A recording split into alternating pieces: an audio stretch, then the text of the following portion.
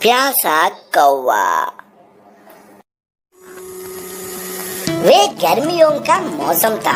इस बार गर्मियाँ कुछ ज्यादा ही है, क्योंकि बिना नए पौधे लगाए जो पेड़ पौधे थे उन्हें भी काटने के कारण नदियाँ तालाब सब सूख गए। इतने में वहाँ पहुँचा एक प्यासा कौवा। गर्मी के कारण उसका हाल बेहाल था। कौवे ने सोचा, हाँ, थोड़ा पानी मिल जाए तो अच्छा होगा। उड़ते उड़ते कौवे ने तालाब नदियाँ सब तलाश किया। गर्मी के कारण सब सूख चुके थे। कौवे का प्यास और भी बढ़ने लगा। कौवे ने कहा, हे भगवान, कहीं से भी एक घूंट पानी पिला दे। कहते हुए अपना खोज जारी रखा। इतने में उसको एक कुआं नजर आया। कुआं को देखकर कौवे ने कहा, भगवान की कृपा है, मुझे कुआं नजर आया।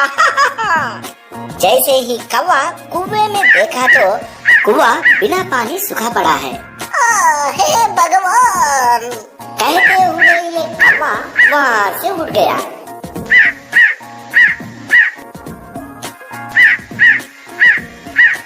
उड़ते उड़ते उसकी नजर एक घर के पास रखा हुआ लटके पे गए।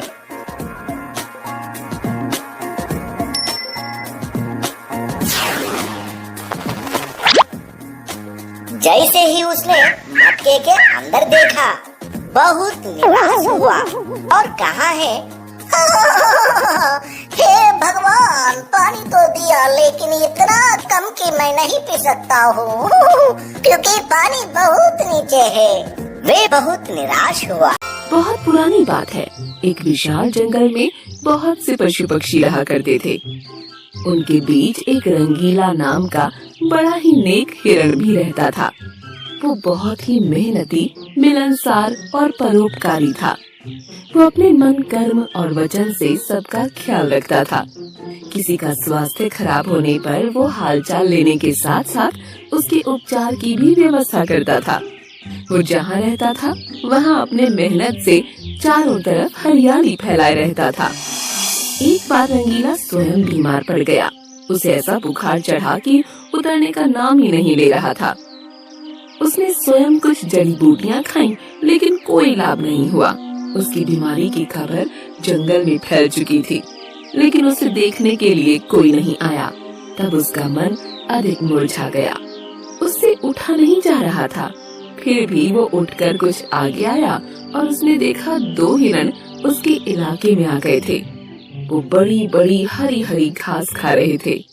उन्होंने जब रंगीला को देखा तो मुस्कुराने लगे। अरे रंगीला, कैसी है तुम्हारी तबीयत? हम तो तुमसे ही मिलने आए हैं, तुम्हारा हालचाल जानने आए हैं। हाँ रंगीला, हमने सुना तुम्हारी तबीयत बहुत खराब है, तो हमसे रहा नहीं गया, इसीलिए चले आए हैं। अब बताओ कैसी तबीयत है?